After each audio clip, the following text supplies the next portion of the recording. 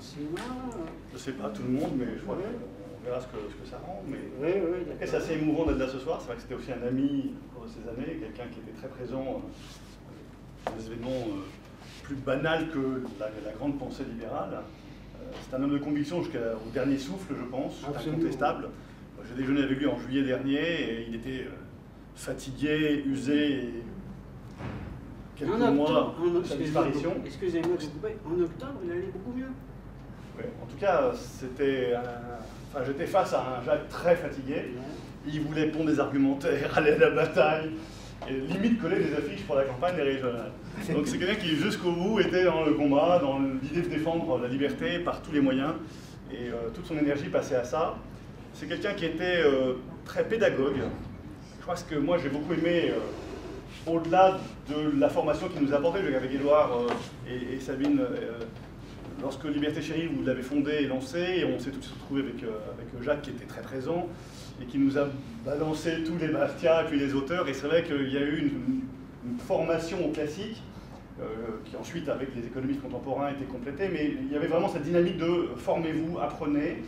Et son ouvrage qui est sorti en 2004, donc peu de temps après la manif du 15 juin, Attaque, l'intoxication des personnes de bonne volonté, prenait des cas très concrets, c'est-à-dire appliquait la pensée libérale aux concepts contemporains. Alors, je crois qu'il parlait déjà de l'Argentine. Les Argentins n'ont pas lu son livre, malheureusement, parce qu'ils ont continué les bêtises jusqu'à aujourd'hui. Il parlait d'Attaque, qui a disparu depuis, quasiment disparu, mais qui... Tous ces arguments étaient juste impitoyables, très didactiques, et finalement, pas très confrontationnels. Il ne cherche pas la confrontation, ce qui est un petit défaut des libéraux parfois. On aime bien rentrer dans l'art de nos adversaires. Lui, au contraire, cherchait à les séduire, à leur montrer que, en les retournant, je ne sais pas si c'est l'aïkido ou une technique d'art martial asiatique, mais il arrivait à retourner l'adversaire par ses propres arguments, à le convaincre que finalement il avait tort et qu'en voyant les choses différemment, il pouvait trouver une solution plus juste et plus libre et plus proche de nos idées libérales sans se rendre compte. On a rédigé un tract sur l'Afrique et l'aide à l'Afrique. On l'a fait lire à des jeunes gauchistes, altermondialistes, et ils s'y retrouvaient tout à fait dans ce tract parce que l'angle était intéressant. Et en ceci, l'approche très sociale de Jacques de Guénin permettait de transformer le clivage gauche-droite. Vous savez, ce qui divise la droite de la gauche, souvent, c'est peu de choses. Sur un convoi, l'homme de droite va regarder le conducteur, le chauffeur, la locomotive, en disant « mais si la locomotive n'a plus de carburant, le train va s'arrêter ». Et puis l'homme de gauche va dire « moi je regarde le dernier du convoi, et si le dernier du convoi est abandonné, on l'a trahi. Et le convoi doit rester ensemble jusqu'au bout ». Et finalement, c'est le même convoi. Quand on parle du conducteur du dernier wagon, c'est la même chose. L'un se dit de gauche, l'autre se dit de droite. Jacques de Guénin a toujours pris en considération le dernier, le plus faible, le plus fragile. Et dans tous ses argumentaires, il n'a pas que la vision fiscale qui va soulager le créateur de richesse, il a aussi la vision de ce que ça apporte au dernier qui a besoin que la locomotive avance pour être traîné, tiré et finalement trouver son rythme lui aussi.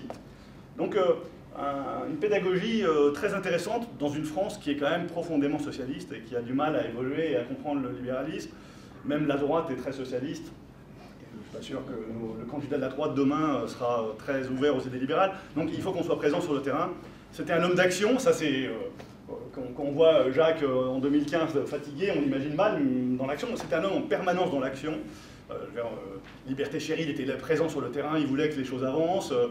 On a parlé d'alternative libérale avec Édouard en sirotant un whisky. Et lui, il voulait qu'on aille en politique. Il était là à la première université d'été du Parti libéral-démocrate avec Bertrand Le Ménissier, mais il était présent toujours.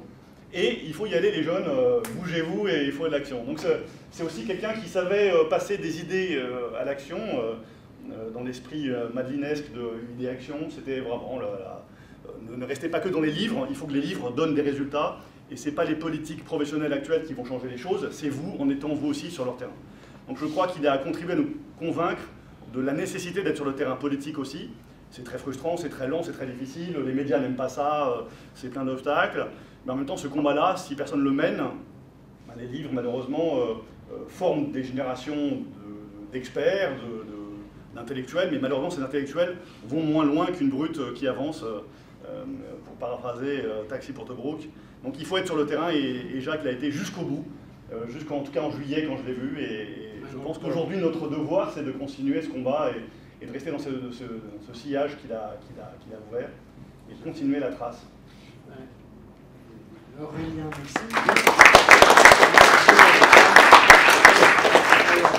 C'est pas du Bastia, hein, oui. C'est pas du Bastia. Voilà un livre, je voudrais que vous en disiez au moins deux mots. Aurélien Véron a écrit ce livre qui vient de sortir, qui est difficilement trouvable. Alors il faut demander aux libraires. Je vais torturer. Pourriez-vous en dire un petit mot? Le grand contournement, mais... Juste un petit mot. Lisez-le.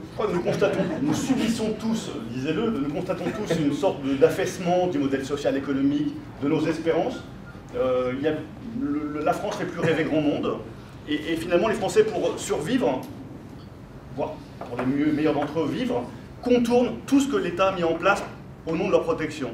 Donc, lorsque le Code du travail devient insupportable, les PME meurent, mais les Français deviennent auto-entrepreneurs grâce à un politique, à Renovic, comme quoi la politique n'a pas toujours que du mauvais, et ils apprennent à contourner le Code du travail en créant leur propre job eux-mêmes. C'est plus facile de trouver, comme dit Emmanuel Macron, un client que de trouver un employeur aujourd'hui. Lorsque la Sécu ne répond plus à certains besoins, on a vu des vagues de professions libérales qui ont quitté la Sécu pour s'assurer auprès d'autres assurances privées. C'est très compliqué, ça coûte très cher. Édouard est un des premiers à le faire, il l'a payé cher. Mais c'est vrai que c'est une aventure que des Français tentent parce que c'est une nécessité. Donc le grand contournement, c'est cette idée que de l'école jusqu'à la retraite, plein de Français ont besoin de contourner les institutions publiques ou parapubliques pour pouvoir vivre et prospérer et avoir d'autres perspectives. Évidemment, la dernière solution, c'est de quitter la France. Ceux qui sont ici ont choisi de rester pour se battre. Mais pour se battre et pour avancer, eh bien, nous devons contourner tout ce qu'on peut et avancer. Alors ce contournement, il offre des perspectives parce que finalement, en contournant les institutions, les Français inventent plein de solutions que l'État n'a pas réussi à lui-même produire. Solution à l'école, l'État d'école hors contrat. Tous les ans, une soixantaine d'écoles sont créées par Anne Coffinier et crée son école. Et maintenant, Espérance Banlieue, qui est le complément banlieue de créer son école. Tous les ans, plein d'initiatives comme ça deviennent pérennes. L'école 42 de Xavier Niel, qui est dirigée par Nicolas Sadirac, est une école qui ne livre pas de diplôme parce que l'État ne reconnaît pas l'école 42, donc pas de diplôme. En revanche, tous les jeunes qui sont pris dans l'école 42 ont un emploi à peine rentrés dans l'école.